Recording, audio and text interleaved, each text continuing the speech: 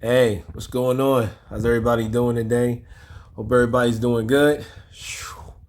It has been a day. It's been a day, but we made it. You know what I'm saying? We here. And we're able to wake up this morning. You know what I mean? Thank God, thank the good Lord for starting us on our way. Because without him we can't do nothing, right? But it's in him that we live and move and have our perfect being. For real. Real for real. You know what I mean? So with that being said, I just thank God for everybody that's following me, everybody that's listening to this message. TikTok, Lemonade, uh, YouTube, Instagram, Facebook, wherever this goes. You know what I mean? You never know. And please share, you know what I mean, as much as there's a lot of people that needs to hear this. You know what I'm saying? And apparently I have some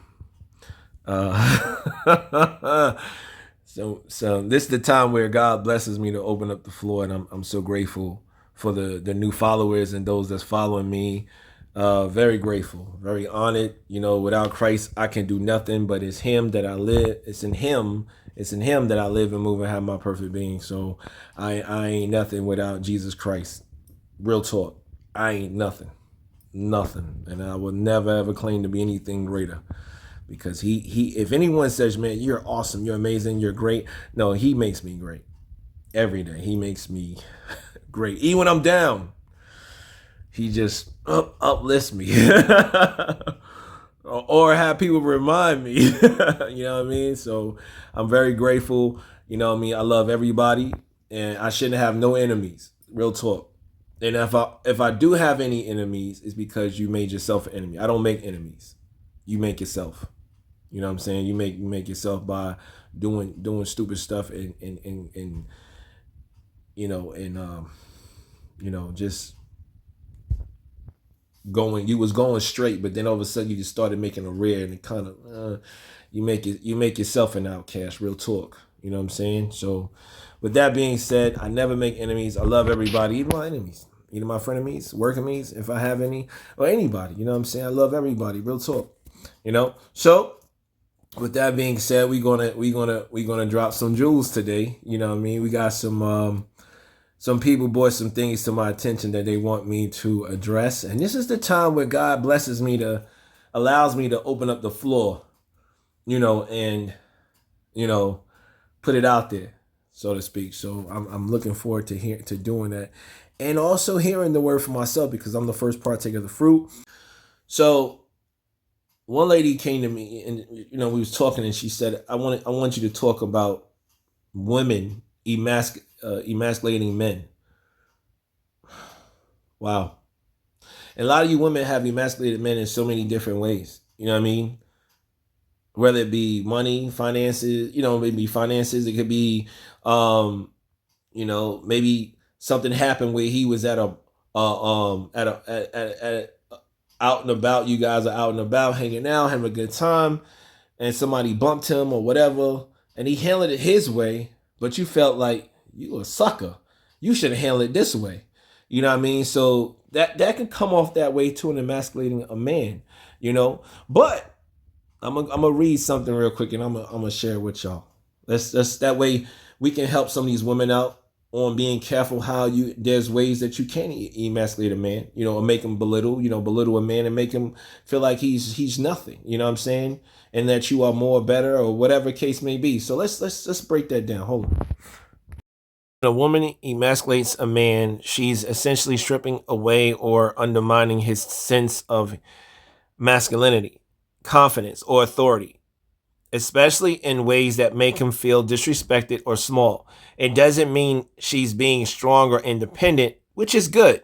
It means she's making him feel less like a man, often through words or actions. Here's an example. So a man is out with his woman and tries to handle a situation calmly.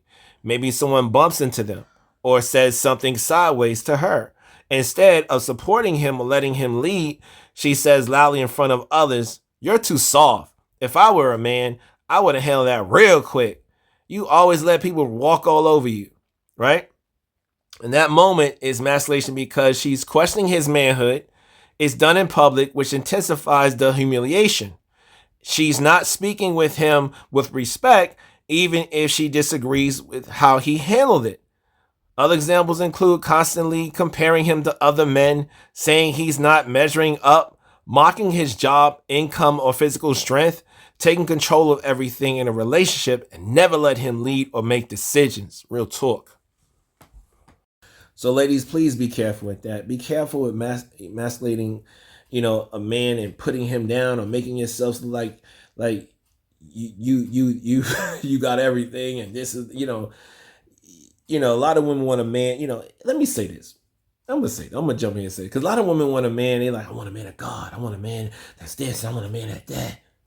Do you really? Do you really? Do you really want a man to lead?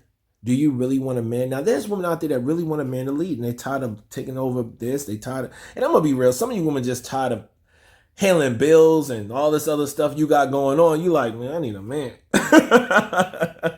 Or you tired of building and lifting, you know what I mean? But I get it, but make sure you in it to win it. Make sure you in it for the right reason and not the wrong reason. All right? Real talk. So the next question is, a Christian who is dating and they decided they want to go traveling or whatever, and should we have the same sleeping quarters? And overall, generally speaking, for everybody, of course, some people's like, man, that's an easy one. Not if you're trying to live right. Not if you try to live right. Not if you try to live right, buddy. But this is an easy one. So is that if you can have it where, because someone gave an example about there was this guy who, let's see, they both went out, traveled, and what he did was, which was pretty cool, not bad. He got I guess like a luxury room or something where, and maybe y'all could correct me on that, I don't know, but it's a certain hotel room that has a split. So she has her side, and it's blocked off, so he can't see nothing. And he has his side, which is blocked off, and she can't see nothing. They have their own shower and everything, and they can always open the door and cross over, whatever case may be.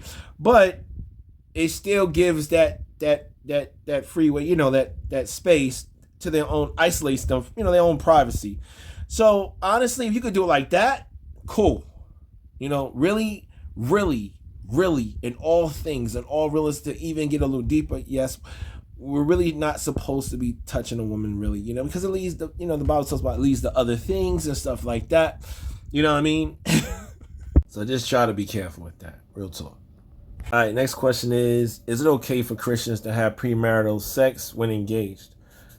No, because you're not married yet. And on top of that, you could be like, I know you're like, I'm this close. I'm like the next day or the day, you know what I mean?